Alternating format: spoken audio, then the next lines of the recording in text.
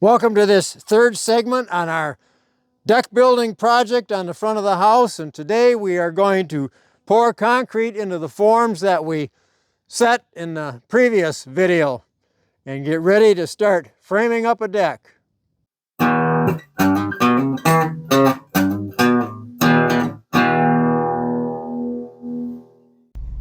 Well, we reached that point in the project where we need to get some concrete, so hop in the truck and head to the building supply store and pick that up.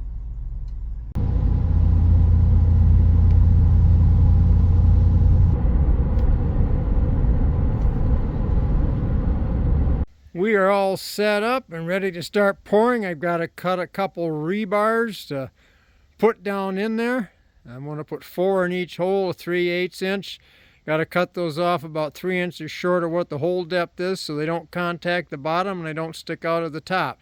So we'll get that done and we will start mixing and pouring cement. And Molly says the hole looks okay, we're ready to go. Luckily I've got room to maneuver around here so I can back the truck right up to the cement mixer and pull the bags off right from the back of the truck, save a lot of lifting. I'm going to cut the 3/8 inch rebar 3 inches short of the 48 inch depth of that first hole. That'll allow me to have the bar in there just short of the bottom and just short of the top. You don't want it to go through the bottom because that's just a place for the moisture to come up in and damage it. The concrete in the bottom will seal that off, and I'm just going to cut it with a steel cutoff blade on my grinder.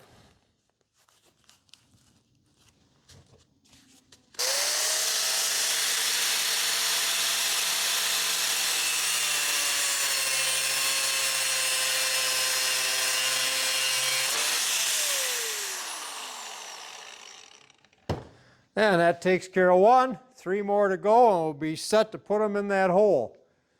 Now I could have used my cutting torch, but by the time I set up, get the hose attached, the tanks on, and then I got sparks all over, it's just as easy to cut them off with this. This is the first time for me using this new mixer I put together. This is my old cement mixer.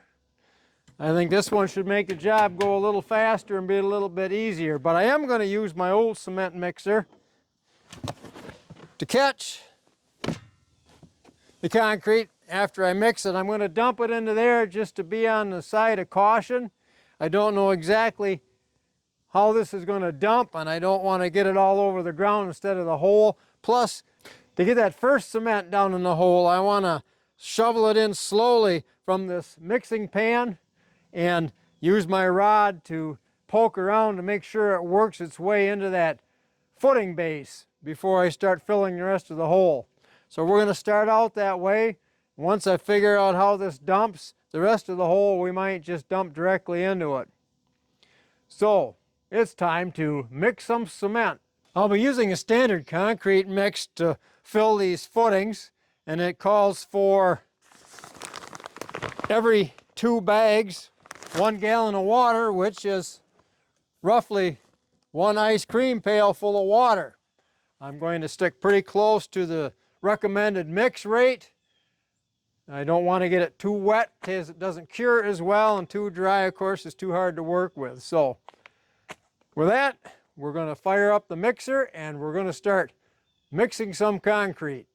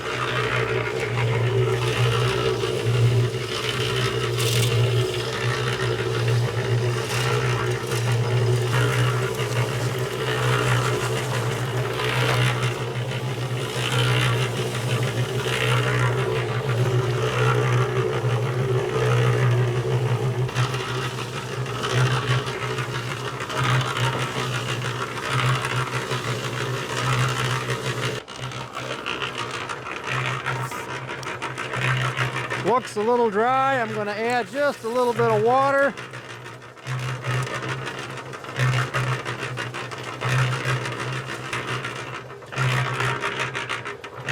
I want this first batch to be very flowable, so it makes its way into the footings on the bottom.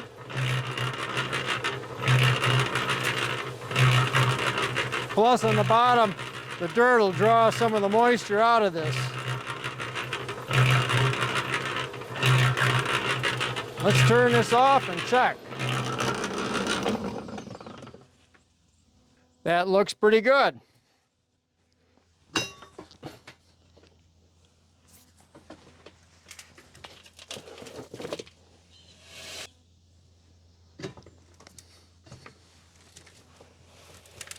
Well, after I tipped it part way, I saw there was some dry stuff in there, so we gotta mix a little bit more.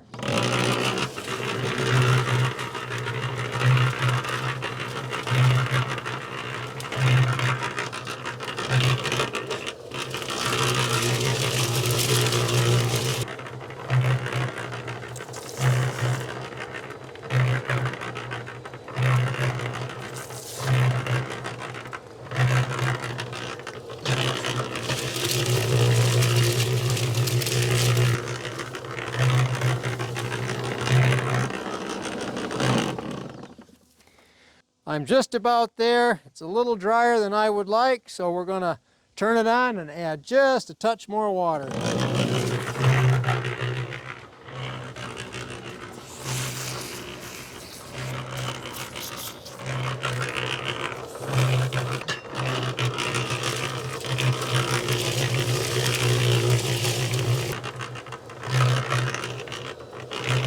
All right, let's transfer this into the pan.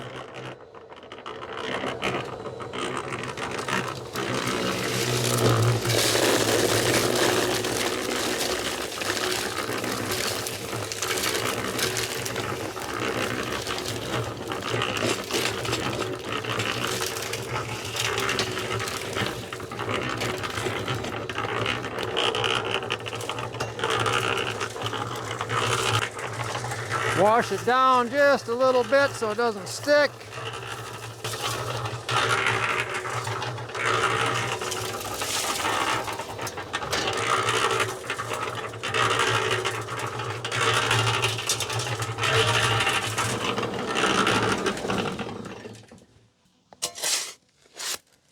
Got almost all of it in the pan. About a shovel and a half fell on the outside. Pretty good.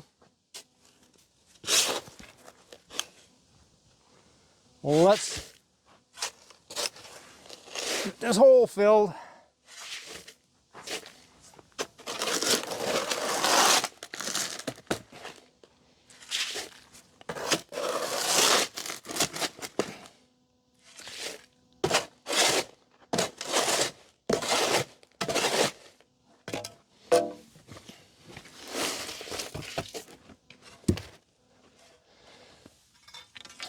Got an aluminum rod.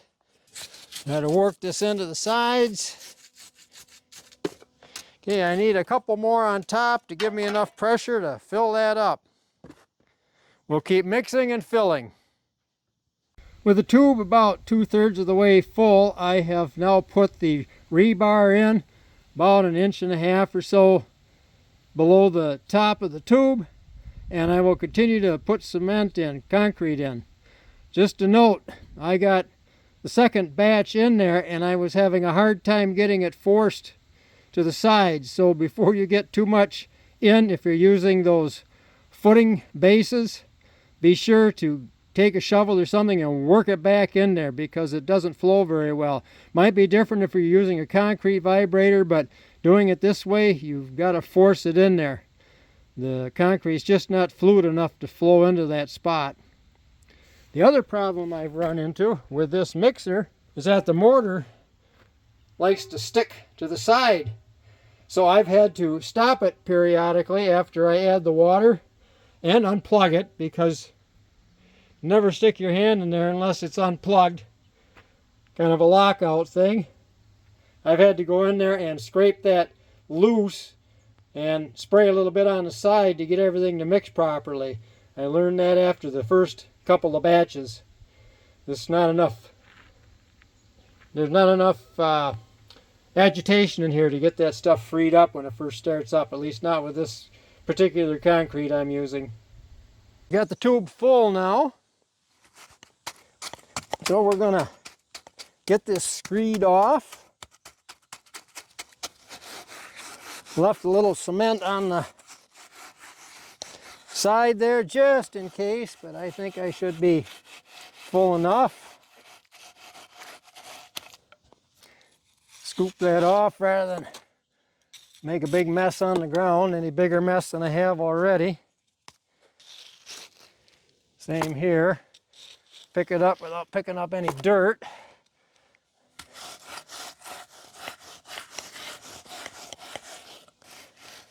And I've been tamping the concrete down with a rod all the way along to make sure everything is filled. We don't have any voids.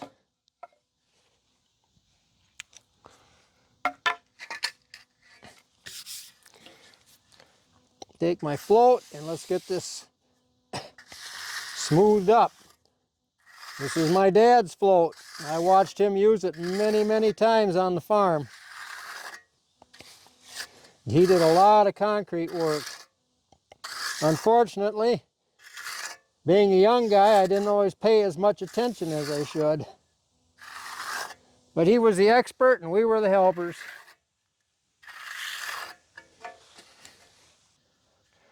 There. I think we're in pretty good shape. I might let that sit a little bit and hit it again a little bit later. And we have a footing poured. On to the next two. Just a side note, in case you'll be doing any footings with tubes like this and a great big base with a ready base, the base along with that tube with a 48-inch deep footing, this was the one that was able to hit the full 48 inches, took just shy of 10 bags of concrete mix. I imagine the other tube being a little shallower will take somewhere around 8 to 9 bags. Maybe that one on the end even 7 because it's pretty shallow. I'm sitting on sandstone. So that's about how much concrete you'll need. And it would probably help to tell you that these were 60-pound bags. They come in 60 and 80 pound. I went with 60 pounds because being old and frail as I am, that's about all I could handle throwing in that mixer. I got to mix a little by hand with a hoe anyway. I was just a little short on the last one. Not enough to make in the mixer, so still got to use the old mixing tray. There, the last one is done. That's a job I'm glad to have finished. Have to wait a couple of days. Then I have to see what the schedule is for the guys who are going to do the deck framing for me. Run and get some lumber, get it piled up here and ready to go, and should take them about a half a day and we'll have a deck frame up. And then I can think about putting a deck on it. So, if you enjoyed this video, please click like and subscribe. And let me know in the comments what you thought of it, things I could do differently, and things you liked and things you like to see done in the future.